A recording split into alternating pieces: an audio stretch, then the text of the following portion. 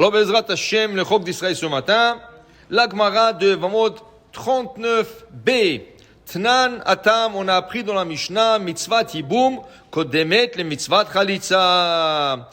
On a parlé déjà de cette mitzvah dans la Torah, deux frères mariés, un décède, malheureusement, il ne laisse pas deux enfants, le beau-frère doit se marier avec la belle-sœur. Ou, il a le choix de faire la Chalitza. Alors, Yiboum, Chalitza, Yiboum, c'est le mariage avec la belle-sœur.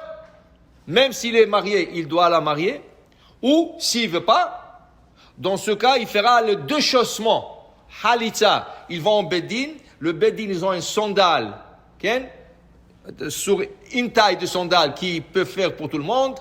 Et il porte le sandal sur le pied droit. Et elle le déchausse. Elle enlève le sandal et elle crache devant lui. Ainsi se fera à l'homme qui ne voulait pas garder le souvenir de son frère dans ce monde. Okay? Et là, chacun va de son côté, lui il reste avec sa femme, et elle est libre pour se marier. Maintenant, si quelqu'un te pose la question, qu'est-ce qui est mieux? C'est mieux de se marier avec la belle-sœur, ou c'est mieux de la laisser déchausser le beau-frère? Tu lui dis, au début, Barishona, au début on disait, mitzvah yiboum, kodem avec le mitzvah chalitza. C'est mieux de se marier. C'est mieux que le beau-frère se marie avec la belle-sœur. C'est mieux. Mais après, ça c'était tout à fait au début. Barishona, shayu mitkavnim leshem mitzvah. Quand ils avaient l'idée de la mitzvah. Après, arshav, shayu mitkavnim mitzvah. Arshav, ça veut dire, la Gemara nous parle il y a 2000 ans. Imagine-toi aujourd'hui. Arshav, maintenant que les gens ne sont pas 100% pour la mitzvah, alors mitzvah chalitza, kodem avec le mitzvah tiboum. On dit non, monsieur. C'est mieux que ta belle-sœur te déchausse et tu finis l'affaire et chacun va de son côté. Toi, tu retournes avec ta femme, elle va se refaire la vie, mais ne fais pas ça. Pourquoi? Dit la Gemara, avant de ça, et la Gemara dit, après, Amarem Ibarchama, Amar Bitzrak, Chazrou, ils sont retournés à dire, après, une autre génération après, 2 générations après, ils ont, non, tu sais quoi, le Yiboum c'est mieux. Se marier avec l'Aïbama, c'est mieux. Alors, Gemara pose une question. Amar le Rav Nachman Britzak, Rabbi Remi Barchama. Quoi? Les gens sont devenus mieux?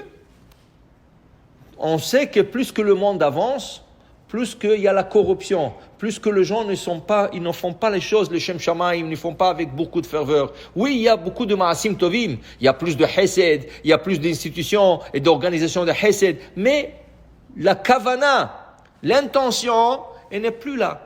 Alors, qu'est-ce que tu dis? Dit Rav Nachman bar Yitzhak. Est-ce que les générations sont devenues mieux? Que tu dis, non, c'est mieux de se marier avec la belle-sœur? Il lui dit, non. Au début, ils ont trouvé quelque chose, et à cause de ça, ils ont arrêté le Yiboum. Qu'est-ce qu'ils ont trouvé?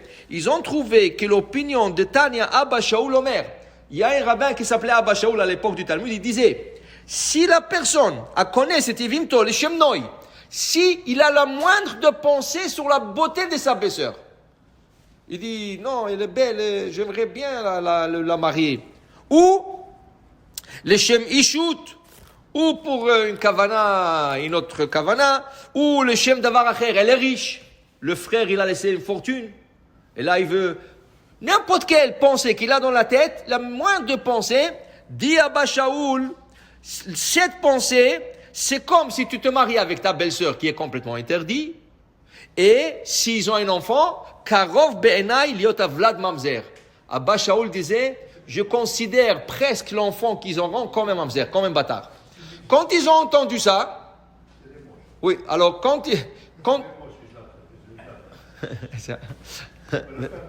non, maintenant c'est fini, c'est ça. Mais quand ils ont écouté ça, Chachamim, quand ils ont écouté les paroles d'Abba Shaul, ils ont dit non. Fais Khalitza, on ne veut pas prendre le risque. On ne sait pas qu'est-ce que le gars a dans la tête. On ne sait pas. Après, ils ont vu que les gens, vraiment, ils sont les Shem Shamaim. Ils ont retourné à dire. Mais pour te dire que dans le maxime de père, ils te disent tu parles pas du Yiboum, même pas du Yiboum, le mariage. Quand tu te maries, pour la première fois, tu te maries avec quelqu'un, il faut que tu aies le Shem Shamaim. Il ne faut pas que tu te maries pour l'argent. Il ne faut pas que tu te maries pour la beauté. Pourquoi? La Mishnah, là-bas, dans le Maxime de Père, elle dit, Batel davar, batla ava. Si ton amour dépend d'un intérêt personnel, parce qu'elle a de l'argent, la femme. Qu'est-ce qui arrivera le jour qu'elle perdra son argent? Voilà que tout son argent, il est dans le stock market, il est dans la bourse. Et la bourse est tombée. Maintenant, tu n'aimes plus ta femme?